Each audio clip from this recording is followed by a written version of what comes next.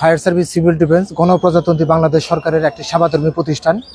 এই প্রতিষ্ঠানের কর্মীগণ 24 ঘন্টা মানুষের সেবায় নিয়োজিত থাকে। আমাদের সবসময় চ্যালেঞ্জ এবং ঝুঁকি নিয়ে আমরা কাজ করে থাকি। আসসালামু আলাইকুম, মুন্সিগঞ্জ সদর ফায়ার স্টেশন থেকে আমি ডিউটিম্যান ফাহিম বলছিলাম। স্যার, আমি আপনার কি সেবা দিতে পারি স্যার? জি জি, আপনার ফোন নাম্বারটা দয়া করে একটু বলুন স্যার। 01710974438। জি, আপনার নামটা স্যার? জি স্যার, মীর কাদিম পৌরসভার সামনে তো স্যার? জি স্যার, আমাদের ইউনিট এখন চলে যাচ্ছে স্যার।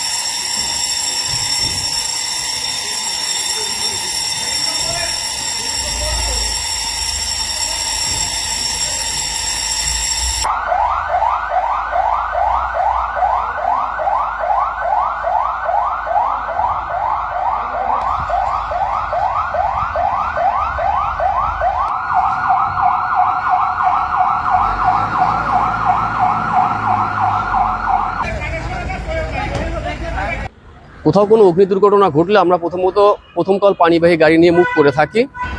আমাদের যে পুরাতন গাড়িটি ছিল Munshiganj fire service civil defence স্টেশনে, গাড়িটি অনেক পুরাতন ছিল। আমাদের ফায়ার ফাইটাররা ঝুলে যেতে পারতো। আমাদের কোথাও অগ্নি দুর্ঘটনা ঘটলে আমাদের অগ্নি নির্বাপনের ক্ষেত্রে অনেক বেগ পেতে হতো। এই গাড়িটার মধ্যে আধুনিক অনেক সুবিধা রয়েছে।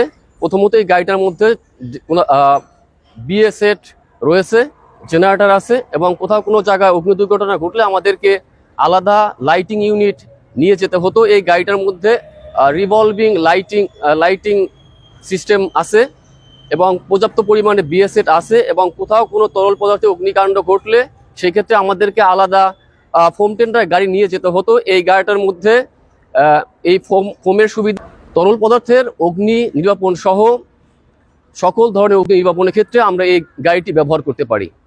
আমরা যে ডিপার্টমেন্টে চাকরি করি এই ডিপার্টমেন্ট সম্পর্কে আমি মহান আল্লাহ তাআলার কাছে গর্ববোধ করি।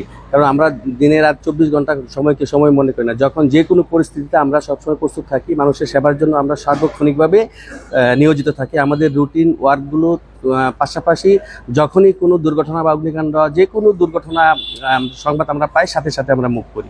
আপনারা জানেন, ফায়ার সার্ভিস সিভিল ডিফেন্স গণপ্রজাতন্ত্রী বাংলাদেশ সরকারের একটি সেবাধর্মী প্রতিষ্ঠান।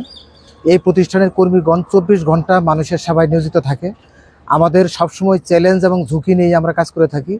আমাদের ফায়ার ফাইটাররা অত্যন্ত ঝুঁকি নিয়ে বিভিন্ন জায়গায় কোনো অগ্নি দুর্ঘটনা ঘটলে জানমালের কিভাবে দ্রুত জানমাল রক্ষা করা যায়, এই কাজগুলো আমাদের ফায়ার ফাইটাররা করে থাকে। তারা সার্বক্ষণিক মানুষের কল্যাণের সেবায় নিয়োজিত থাকে। যেমন এখন ঈদ আছে, কিন্তু তারা তেমন ছুটি পাবে না।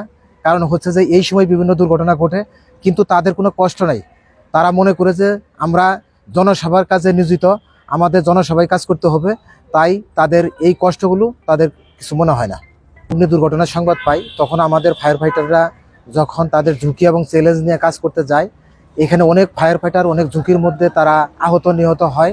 কিন্তু আমাদের খুব কষ্ট লাগে যে আমরা একসাথে আগুন নির্বাপন করতে গিয়েছি, এখানে সে আহত নিহত হয়েছে। এটা আমাদের খুব বেদনাদায়ক, কিন্তু এরপরেও আমাদের খুব ভালো লাগে যে অন্তত দেশের জন্য কাজ করতে পেরেছি। আমাদের লোকগুলা দেশের কাজ করতে গিয়ে শহীদ হয়েছে, এটাই আমাদের আনন্দ।